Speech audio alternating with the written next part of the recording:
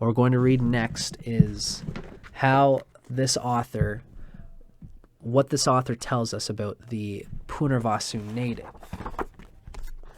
This is the divine forces of the lunar nakshatras as portrayed in the Vedas by the author named Radhe.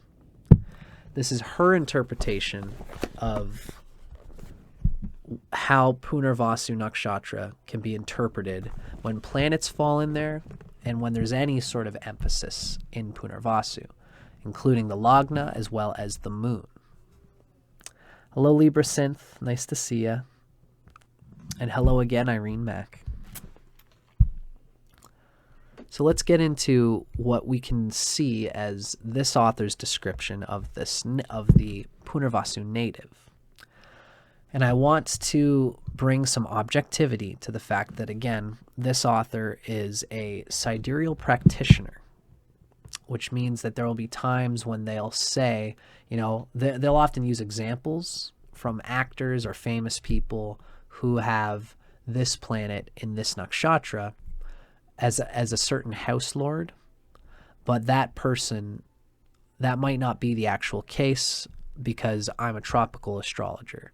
So if this person says whoever has the ninth lord in Punarvasu and therefore they had this, they might not actually have the ninth lord there because they might be a different Lagna because this author is a sidereal author. I have to bring that objectivity to mind. But that doesn't mean that this author doesn't have the right Vedic understanding of what this nakshatra is all about.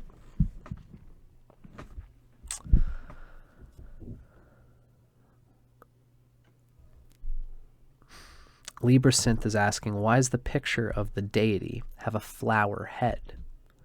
Knowledge are the seeds, huh? I would say that the mother Aditi, the flower is a metaphor for the eternal renewing and rebecoming. Flowers, of course, they are perennial. They come up, they're born to die. But by dying, they are bound to live once again. So that's the beautiful metaphor of a flower. It can be really descriptive of the eternal becoming that Punarvasu represents. I hope that's clear, Libra Synth. We've been talking about how Punarvasu represents an eternal rebecoming. So the flower head that Aditi is often described as is her being the head of rebirthing, recycling, regenerating, re-existing. So let's read a little bit into the Punarvasu native now. Punarvasu, the word translates as repeated gains. That's how Ernst described it as well. When we read from Ernst Wilhelm's 27 Energies of the 27 Lunar Mansions, Ernst kind of said the same thing. The word Punarvasu means recycling into the good, or the recycling of the good, the re-emergence of the good. And there's a implication of positivity there. Punar meaning repeated, and Vasu meaning that good in this way. So Punarvasu imparts lucky fortune, or the ability to repeatedly benefit from one's efforts, even against inherent odds. One is reminded of the slot machine player who, with each successive pull of the handle, repeatedly wins at the same machine, for better or worse. There's also dangerous implications there in terms of what we've heard from Victor Kara as getting stuck in patterns, in limiting patterns. Optimistic in even the most challenging scenarios. The Punarvasu native displays a cheerful, Pollyanna-like nature and is likely a crowd pleaser.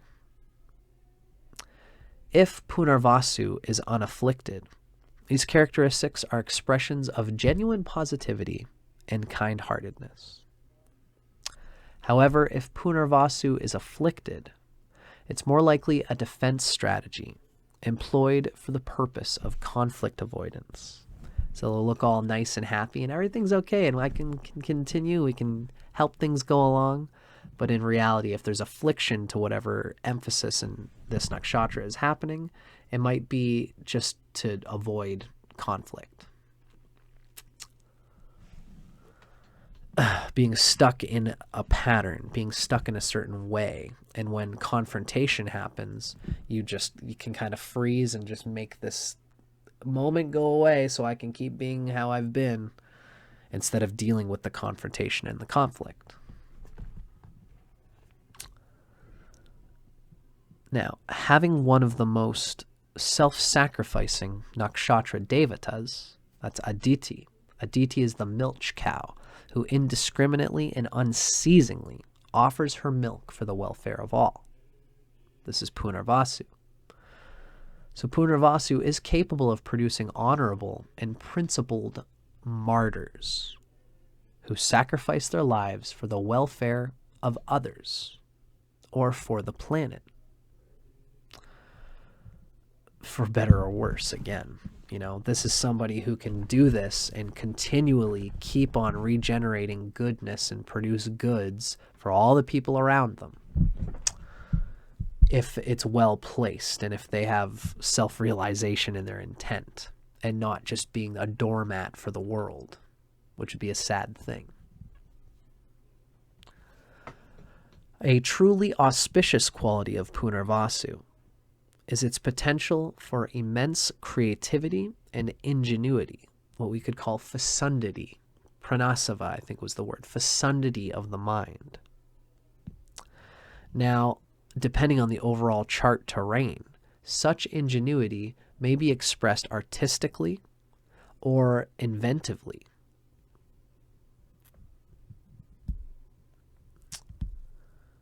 We note that the author has noted that Vincent van Gogh could possibly be considered to have Punarvasu Lagna, who is artistic, and Bill Gates is inventive. And Bill Gates apparently also has Punarvasu Lagna, which is very interesting. The Vincent van Gogh reference comes from astrodatabank.com, and the Bill Gates reference is apparently, the author says that there's an adjustment of birth time happening for the Bill Gates one. So I don't know where exactly that's at. It's interesting. But in any case, the point here is that someone with Punarvasu Lagna, or any emphasis of Punarvasu, can be expressed artistically or inventively when it comes to this fecundity of mind, this juicy, creative energy in the mind. Ingenuity as well. Punarvasu is also renowned for fecundity of progeny, especially male children. Remember, Aditi's 12 children were all sons, the Adityas. So Aditi's offering aren't just run-of-the-mill. Each is uniquely accomplished and acclaimed. Hence, the Punarvasu native is likely to be the proud parent of one or more highly distinguished children.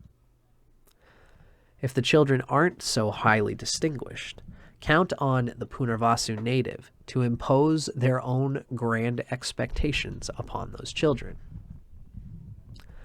As might be imagined, the last born, just like Martanda in the story that we've just read, the last offspring of Aditi, is the most unique of the bunch and might even be the odd man out, for better or worse, whatever that means for the individual. Now, again, it's interesting to read when we're talking about nakshatras. This is somebody talking about somebody with the moon or any emphasis on this nakshatra producing children and behaving towards them in this way, possibly treating the last one, or the last one just becoming an odd bird. It's interesting to think about. The narratives of the nakshatras have qualities that you can't just, like with the moon in Taurus. It has certain qualities because it's an earth sign and it's fixed. With the moon in Cancer, it's got certain qualities because the moon is cardinal and it's water. And it's the Cancer, which has its own mythology. But we see here that there are things that you can pull out of the mythos and narrative of a nakshatra that is very specific and nuanced. We often read that when we read this author's depiction of people, of natives of a nakshatra. Now, Aditi's motherly tendencies, coupled with her far-extending and protective lap, imbues the Punarvasu native with strong inclinations for fostering. The Punarvasu native might elect to adopt a child, an animal, or even a highway. In some fashion, literally or figuratively, the lap of the native is prominent. Perhaps the person generously takes time out of their busy schedule to play Santa Claus at the local mall, cradling children as they repeatedly promise to satisfy their every wish. Very interesting. Now, other life themes center on Aditi's role as Mother Earth, a nurturer of all that grows upon her surface. This creates an innate appreciation for nature's beauty and bounty. The Punarvasu native's love for nature may blossom into hobbies or sports that bring them outdoors. Or it may flourish into a career such as a nature photographer, a landscape artist, or a nature guide of some sort. Now, we have here an example of someone, so that's okay. A perfect example of this nature-loving nature and this native is the Advent mountain climber Aaron Ralston, who had Punarvasu Lagna, meaning the rising sign landed in Punarvasu. Ralston lost his arm while he was mountain climbing. It was crushed by an 800-pound boulder. He lived to tell his story in the book Between a Rock and a Hard Spot. Despite his near-fatal injury, Ralston continues to pursue his mountain climbing passion. Cool. Dope. Now, similarly, the native has a strong desire to support or enhance Earth's natural conditions. Thus, they may be a gardener, particularly a sustainable or organic gardener, a nursery owner, or a landscape professional. The theme of gardening and planting is also an important aspect of Rohini, which is ruled by Aditi's Rig Vedic husband, Daksha, or Prajapati. So Rohini and Punarvasu both tread on themes of gardening, nature, ecology, sustainability, ecosystem, etc. Now, often, one of two extremes occurs under Punarvasu when it comes to Mother Earth. One extreme is a native who is peculiarly intent on protecting the earth and its resources. They may be employed in a professional field founded upon such concerns. For example, an environmentalist, an inventor of renewable energy technology, a forest ranger, a conservation training instructor, and so on. These are the kind of careers that we can expect from someone with, especially the moon in Punarvasu, but any emphasis in general, as we've noted. If Punarvasu is gravely afflicted, the native instead may lack respect for the earth, or be involved in a profession that recklessly violates her surface. Examples include irresponsible surface mining, unnecessary destruction of forests, or intentional corporate pollution of lands, lakes, and rivers. That's with a gross affliction of some planet being in Punarvasu. Planet or planets, or emphasis therein. This could even be someone who has the moon in Punarvasu, but has a grossly aspected chart that causes them to be in big business. They're very aware of Earth, very aware of her resources, and this awareness allows them to use it, but that means they take advantage of it in a cruel and, a not ecologically sound and a not spiritually sound way. Now, Aditi's faculty of pratishta, providing a firm foundation or resting place, coupled with her later Vedic role as Mother Earth, suggests the potential for involvement in industries that provide housing, especially green housing, or a resting place for travelers, such as a hotelier or an Airbnb owner. Indeed, certain authorities assign 4 stars rather than 2 to this nakshatra, making its stellar configuration a house. One such text is the Surya Siddhanta in certain places. Now, elsewhere, the boon of Punarvasu, is proclaimed as gains from land or property. That comes from the Markandeya Purana. This expands the natives' likely interests to include real estate or land development. Now, there's an example here that she gives of Donald Trump. But again, I'm not going to read it. This is for objectivity's sake. I want you guys to understand why I'm being picky in this way. I'm a tropical Vedic astrologer. The author here is a sidereal one, and she gives an understanding of the 10th Lord of Donald Trump as well as his 6th Lord, both land in Punarvasu. My understanding is that obviously Trump does have, whether you're tropical or sidereal, the nakshatra placements can be conveyed as being similar, as the same. So Donald Trump does apparently have Venus and Saturn both in Punarvasu. The author gives this as being the 10th Lord and the 6th Lord, respectively, but I would venture that that's probably not the case because he probably has a different rising sign than this author understands, or that this author uses. So I'm not going to include this because the author, it's a cool example probably because it's very specific as the 10th and 6th Lord in Punarvasu. Still, I don't want to move forward with it, but I wanted to say that just for objectivity's sake. Now, Punarvasu is a nakshatra associated with traveling. This is represented by its jyotisha classification as a kara, a wandering about nakshatra. So remember in our characteristics, at chara, I should say, at the beginning we talked about the characteristics of the nakshatras. Punarvasu is one of the chara, the movable, ephemeral ones. And so there's an association here with traveling. As we also read in Aditi, Aditi makes a firm establishment at the home as well as in heaven.